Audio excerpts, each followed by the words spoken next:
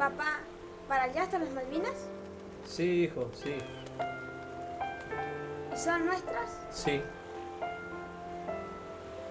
¿Y podemos ir? Una de las primeras cosas que aprenden los chicos de su país es su límite, porque un país, una nación, lo es desde que sabe dónde empieza o termina, cuánta superficie de tierra tiene, cuánta superficie de mar. Y si se tuviera que dibujar el mapa de un país, tendría que hacerse un círculo, un dibujo dentro del cual hay gente, pueblo, cultura, historias. Esa es la primera versión de una nación, lo que está dentro, lo que está fuera, lo que es suyo, lo que no es suyo.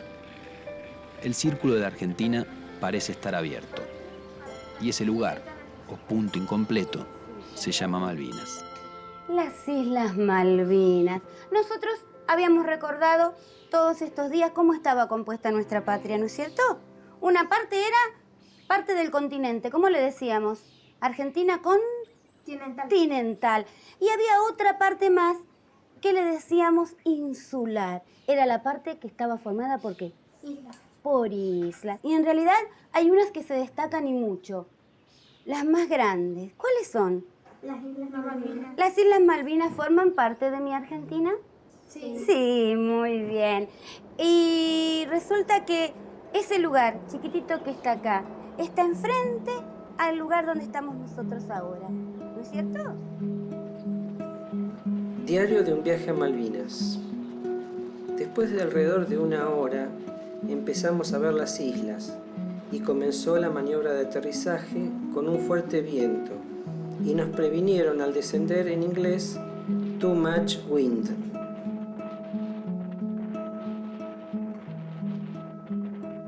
Nos preparamos para ir a nuestras posiciones en las montañas. Comenzamos a subir la ladera y encontramos un tanque que seguramente era de combustible de 1982, que nosotros llegábamos alguna vez para sacar combustible para calentar comida o iluminarnos. Una capa poncho impermeable que podría haber sido ladera.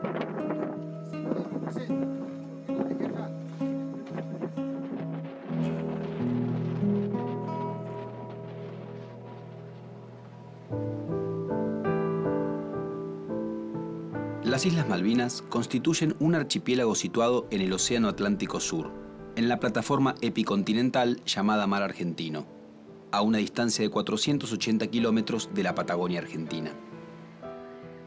Son más de 200 islas, pero se destacan dos principales: Isla Gran Malvina al oeste e Isla Soledad al este.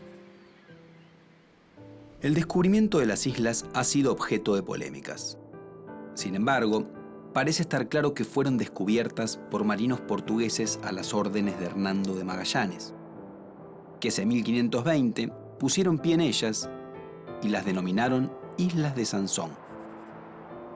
A partir de 1698 fueron visitadas por pescadores franceses provenientes del puerto de Saint-Malo.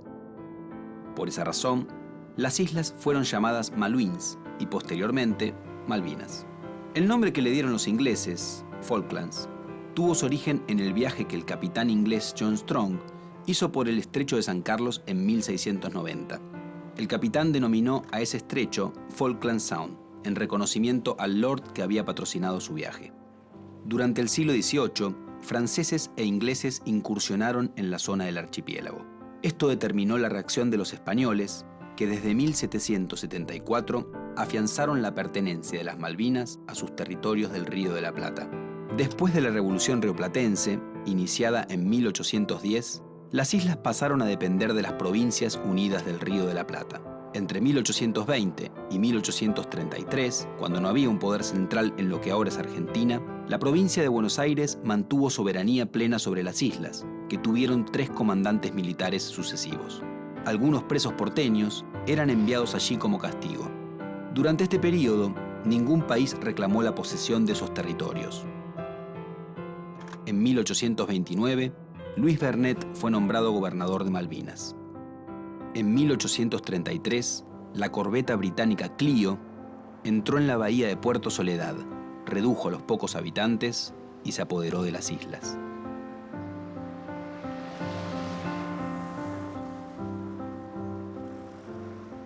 ¿Cuál es el argumento británico hoy para sostener que no puede reintegrar las islas a la Argentina? ¿Qué dice Gran Bretaña? Que ya no se dice que el primer avistaje, que Port Egmont fue la primera ocupación. Eso se ha quedado atrás. Incluso hay documentos oficiales británicos que dicen que todo eso es muy débil. Pero lo que dice el Foreign Office, lo que dice el gobierno británico, es, bueno, eso depende de la voluntad de los isleños, porque los isleños son la población de las islas y hay que respetar la voluntad de ese pueblo. Y la Argentina lo que ha dicho tradicionalmente es: las islas son argentinas, por historia, por derecho, y los habitantes no son un pueblo, porque no tienen una entidad propia, son británicos instalados en un territorio argentino. Y Gran Bretaña decía no son británicos. Y para sostener esta posición, la ley británica no los trataba como británicos, los trataba como ciudadanos de un territorio de ultramar. Después de la guerra, ¿cómo hacía el Reino Unido para negarles a los isleños el mayor deseo, que era ser reconocidos como británicos? Y entonces, hoy, la ley británica dice lo mismo que la República Argentina.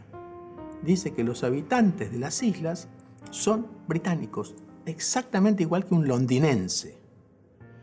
Entonces, si son británicos, no pueden ser árbitros en un conflicto entre su país y otro país.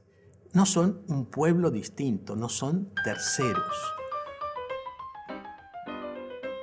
Las Malvinas son argentinas Porque están cerca de Argentina. Están en la plataforma de tierras argentinas. por abajo del mar, está unido está unido en Argentina.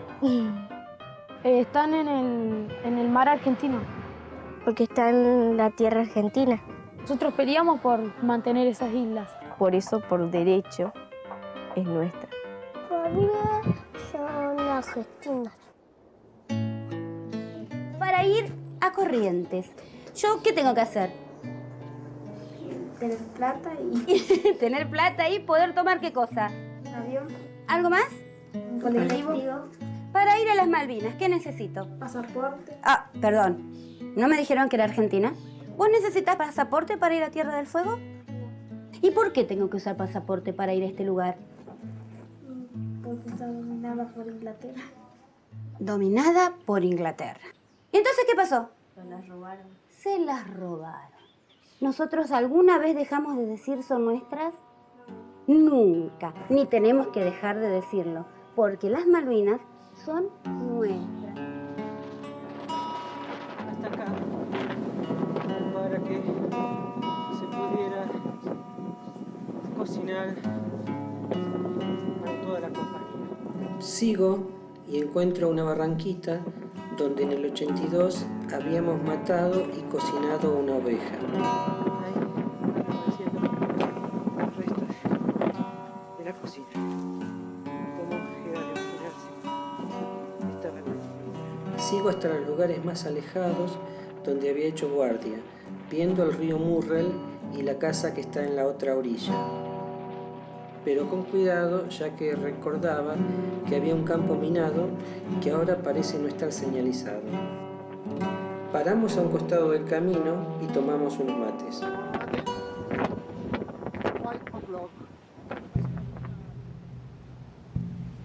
Desde que en 1833 Gran Bretaña ocupó las islas, surgió claramente la idea de la pérdida. Un buen ejemplo de esto fue la carta que José Hernández publicó en 1869 en el diario El Río de la Plata. La publicación apuntaba a despertar el interés de la población por esas islas, que según el autor eran propiedad de los argentinos, pero estaban perfectamente ignoradas por ellos. En esta carta de Hernández aparecía una idea que resurgiría con fuerza en el siglo XX, la pérdida territorial como una cuestión pendiente para los argentinos. Otro momento trascendental fue la publicación, en 1910, de Les Îles Malouines, la introducción de una serie documental editada en la Biblioteca Nacional por su director Paul Groussac. Este texto planteaba una cuestión muy importante: la construcción de una argumentación sólida respecto de la soberanía en las islas. Para Groussac, esa falta de argumentos explicaba, en parte, la pérdida del archipiélago. Groussac inauguraba la cuestión Malvinas como causa nacional, pero paradójicamente dejaba su obra en una colección única, escrita en francés. Para nacionalizarla, era necesario traducirla al castellano, empresa que se llevaría a cabo 2 décadas después, a partir de la iniciativa de Alfredo Palacios, diputado del Partido Socialista, en 1934. Sin embargo, el episodio más significativo antes de la guerra se produjo en 1966, cuando un grupo de jóvenes militantes nacionalistas desvió un avión y lo obligó a aterrizar en Puerto Stanley, capital de las Islas Malvinas, al que rebautizaron Puerto Rivero. Tal nombre hacía referencia a Antonio Rivero, un entrerriano que había sido llevado a las islas en 1829 y que pocos meses después de la invasión británica de 1833 había protagonizado con otros gauchos una revuelta. Los jóvenes que aterrizaron en Malvinas reivindicaron esa figura porque creyeron ver en ella el germen de la rebelión patriótica antibritánica. Y le diría que no tiene derecho a sacárnoslas. Le pido por favor que me dé, o si no me da, le digo a la madre. Que las devuelva, que son nuestras, no de ellos. Señores ingleses, por favor, regresen a las Malvinas. Me gustaría que lea que nosotros, los argentinos, siempre vamos a recordar que las Malvinas son nuestras y que ellos no las quitaron. La firma de la Martina, Darío de Rodau. Quiero que imaginemos cómo es el paisaje de ese lugar. ¿Va a ser difícil? No, yo solamente tengo que ir a ese lugar, mirar, ¿y qué voy a ver? La costa. ¿El paisaje es el mismo? Sí, el paisaje es el mismo. ¿La bandera es la misma? La bandera ahora no es la misma, pero como ese mapa es nuestro y nosotros podemos hacer lo que querramos, yo quiero que ustedes le pongan la bandera que ustedes quieren que ondee en ese lugar. ¿Sí?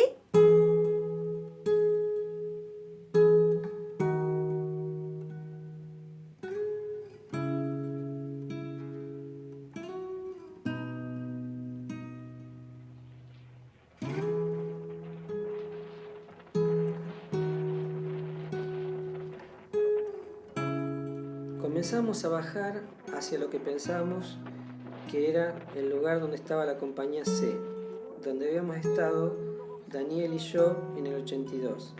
Yo me acordaba que había un arroyito y efectivamente estaba semi-oculto entre los pastos y lo cruzamos. Ya tenía la seguridad que estábamos en el camino correcto. Empezamos a subir nuevamente y empezamos a ver formas conocidas, aunque un poco desdibujadas en mi memoria.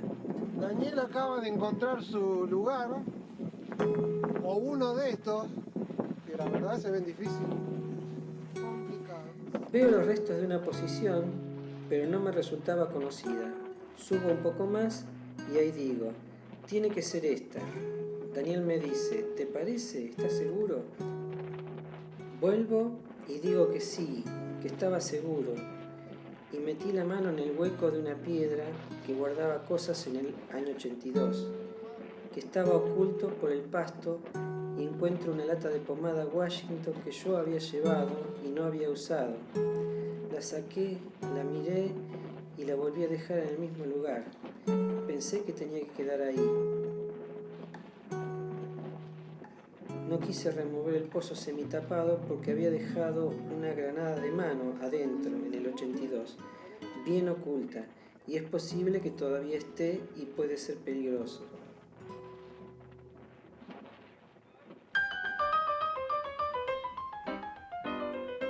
Sé que es el mismo relieve, el mismo clima que acá. Es muy grande, es muy Lindo. Animales como peces, ballenas. Que sería un lugar frío y Yo creo que hay muchos árboles. con casas y costas de todos lados. Parecido acá, con mucho yuyo. Hace frío. Capaz que hay leones y elefantes. Muy llena de tesoros nuestros. El conflicto de Malvinas es, de alguna manera, el resultado de una guerra que nunca debió haber sucedido según quienes la llevaron adelante, y esto habla precisamente de la sumatoria de malentendidos, desatinos, incompetencias, errores de cálculo y de percepción, desmanejos diplomáticos y al mismo tiempo una radiografía de lo que era una dictadura militar por dentro. El canciller en Costa Méndez se entera de que se iba a producir el hecho del 2 de abril una semana antes, el 26 de marzo, la Junta Militar se reúne con el canciller y los jefes de Estado Mayor y resuelven el inicio del operativo. Lo que ocurre de inmediato es que Galtieri recibe una llamada del presidente Reagan. El presidente Reagan, el mismo día del operativo, porque la inteligencia norteamericana se entera horas antes de que el operativo estaba en marcha. Galtieri le contesta que es una reivindicación histórica y de que no entiende por qué Estados Unidos le preocupaba tanto lo que no era sino una reivindicación argentina genuina y que no le producía mayores problemas en su esquema estratégico internacional. La conversación prosigue y termina en punto muerto. Reagan le encomienda al secretario de Estado norteamericano, que era un general, era el general Alexander Haig, que vaya y le explique a sus amigos los generales y almirantes argentinos que era un gran desatino lo que estaban cometiendo. Todas esas gestiones que van entre el 10 de abril y el 20 de abril fracasan. En este juego de tensiones diplomáticas, el Consejo de Seguridad se reúne al día siguiente, el 2 de abril. Costa Méndez le informa a la Junta Militar que muy probablemente la resolución no salga porque la Unión Soviética no iba a acompañar e iba a vetar la pretensión de Gran Bretaña de condenar la ocupación argentina. Se equivoca Costa Méndez, la Unión Soviética no veta y se abstiene en esa resolución, la resolución es aprobada y esa resolución, que es la 502, le termina dando el aval a Gran Bretaña para enviar la fuerza militar que termina desencadenando el conflicto. Y a mí se me ocurre que podemos hacer algo más. Todos sabemos escribir, ¿no es cierto? Sí, todos sabemos dibujar, ¿no es cierto? Bueno, ¿qué les parece si para mañana pensamos qué podemos hacer con ese lugar que nosotros queremos? Hagan lo que quieran. Ustedes piensen, es su proyecto. ¿Van a poder hacerlo? Sí, yo me imagino que sí. Si alguno necesita papel, lápiz, si quiere escribir, o cartulina, si quiere pintar, puede pasar.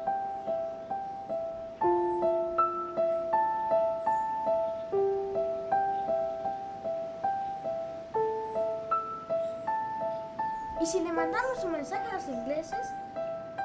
Un mensaje con una balsa. Con bandera argentina. No, chicos, no va a llegar. Sí va a llegar. No va a llegar. Claro que sí. Claro que no. Claro que sí. No va a llegar. Te juro que va a llegar.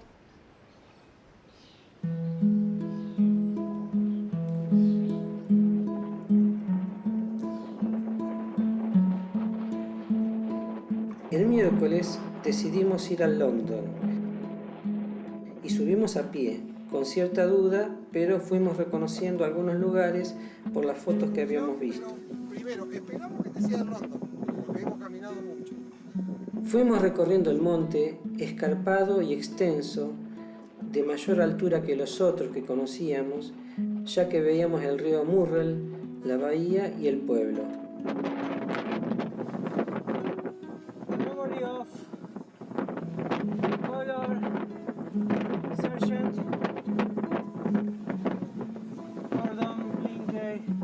A medida que íbamos caminando, encontrábamos restos de armamentos y de posiciones.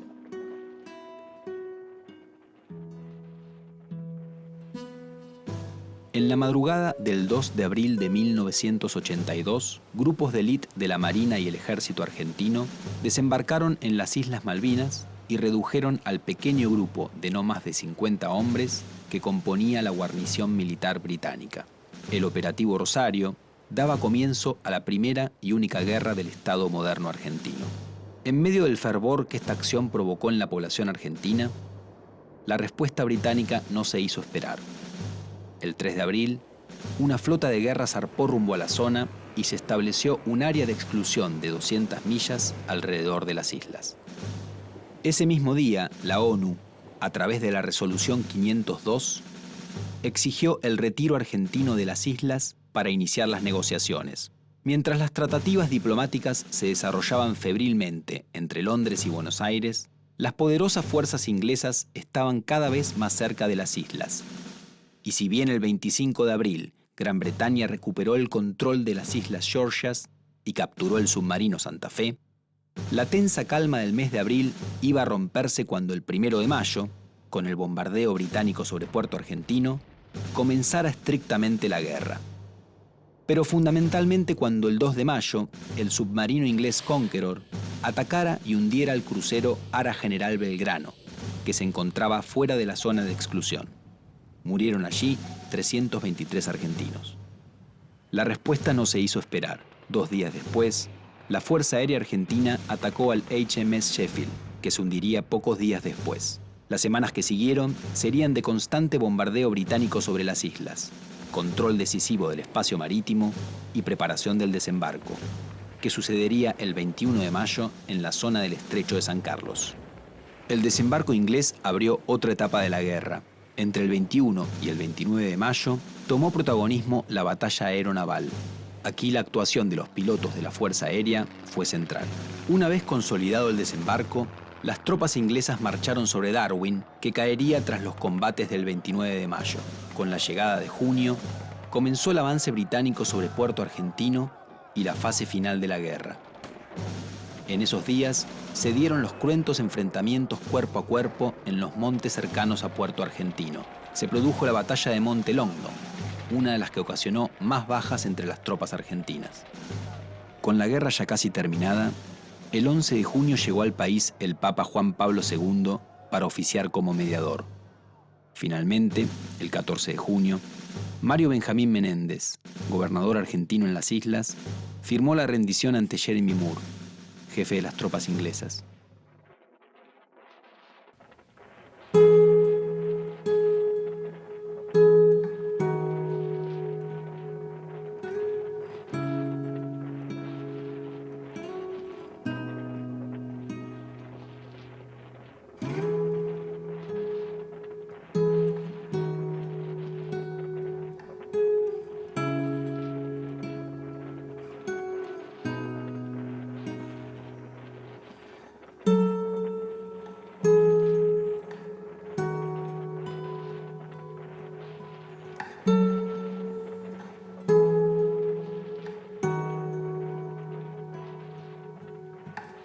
Durante toda la Guerra de Malvinas, la principal hipótesis de conflicto de la Junta Militar siguió siendo Chile, no Gran Bretaña. Eso generó que todo el dispositivo de movilización hacia las islas fuera considerando como amenaza más probable que Chile iba a aprovechar la distracción argentina en las islas para invadir. Esto, por ejemplo, da la pauta de que se reprodujera el esquema de movilización del año 78, cuando se produce el conflicto limítrofe con Chile. ¿En qué consistía este esquema? Que los regimientos más veteranos, más acostumbrados al clima patagónico, por ejemplo, y preparados para eso, los regimientos de montaña, por ejemplo, se quedaron guarneciendo la frontera. Y a Malvinas, donde no se esperaba que fuera a haber conflicto, fueron los regimientos que iban a desempeñar tarea de guarnición en caso de una guerra con Chile. Regimientos, por ejemplo, del litoral. Esto es importante porque es una de las marcas fuertes sobre la guerra también. Mandaron a Malvinas a gente acostumbrada a 40 grados de calor. Bueno, diríamos, la base histórica de esto tiene que ver con la planificación. Al mismo tiempo, como no esperaban guerra, la movilización fue muy improvisada. Por ejemplo, el Regimiento de Infantería 12 de Mercedes, que combatió en Puerto Darwin, pasó a las islas sin su equipo pesado. No tenía cocina de campaña, no tenía artillería de apoyo, y en esas condiciones se enfrentó a los regimientos de paracaidistas británicos que lo atacaron a finales de mayo del 82. Sencillamente porque no se había planificado esa movilización. Chicas, ¿qué pondríamos en la balsa? No sé, algo que queramos mucho. ¿Cómo qué, por ejemplo? El osito de mi abuelo. Yo pondría un mensaje para que ellos recuerden a quién se lo sacaron.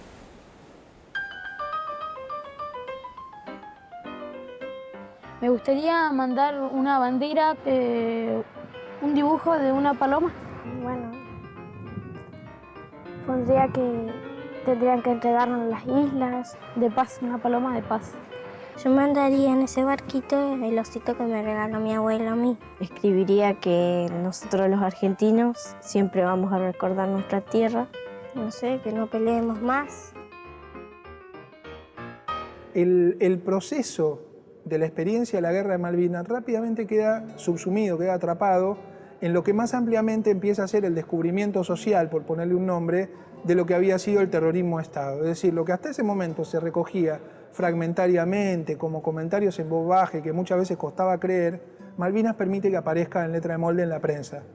Entonces, la discusión de la guerra, por ponerle también otro título, queda rápidamente atrapada en la discusión más amplia sobre los años de la dictadura. Y la marca fuerte para pensar los años de la dictadura todavía hoy, y con motivo, por supuesto, es la experiencia del terrorismo de Estado. Esto de algún modo congeló las formas de procesar la experiencia de Malvinas. El pato de la boda aquí han sido sin duda los protagonistas más directos, porque a diferencia de los desaparecidos que físicamente no están, y nosotros podemos construir interpretaciones sobre ellos, los excombatientes de Malvinas son desaparecidos vivos, se movilizan cada 2 de abril, tratan de ir a la tele en la medida que pueden o publican cosas, y la respuesta social ha sido, como en otros casos, concentrar en los actores la responsabilidad. Concentrar en un grupo de ciudadanos la carga fortísima que significa procesar una frustración nacional.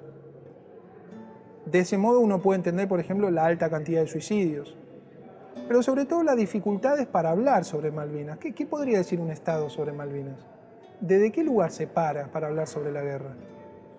¿Qué significa hablar de la patria en este contexto de que las Fuerzas Armadas que produjeron el desembarco del 82 son las mismas que organizaron el terrorismo de Estado? ¿Cómo proceso a alguien caído en Malvinas por una causa justa, según lo aprendimos en la escuela, y que 2 años antes secuestraba y torturaba alegremente gente? Ese es un poco el problema en términos simbólicos. Es muy difícil de procesar porque obliga a una definición política muy fuerte en términos de qué quiero recordar. Nos preparamos para volver. Ya habíamos cumplido con todos los lugares importantes para nosotros. Yo tenía una satisfacción, una paz interior que creo que sentíamos todos. Habíamos ido al cementerio a rendirle homenaje a nuestros compañeros caídos, a nuestras posiciones, que en mi caso estaba intacta, y hasta encontré algo mío. Ver de cerca, tocar esas piedras y esa tierra fue increíble. Era algo que me debía. Espero que todos los excombatientes puedan volver a Malvinas y que muchos argentinos también las visiten.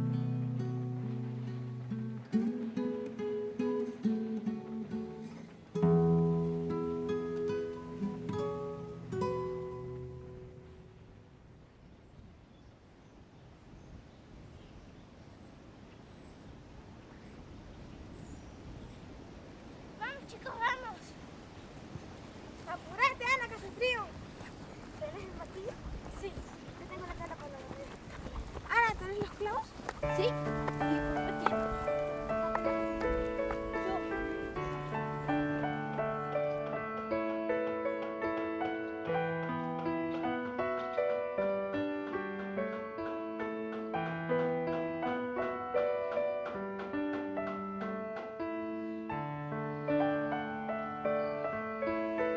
Las Malvinas significa pensar en muchas cosas a la vez.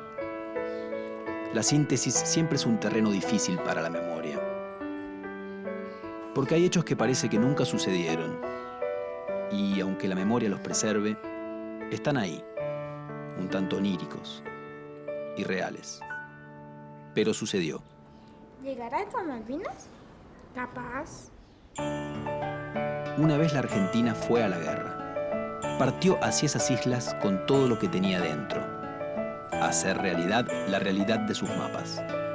Las Malvinas, dicen, son argentinas. Pero Malvinas ahora, también, es ese mosaico de espejos rotos de lo que fue la Argentina. Su modelo de nación, su historia didáctica y escolar, el relato que un chico aprendió una vez y con el que se fue a la guerra. ¿La tiramos al mar?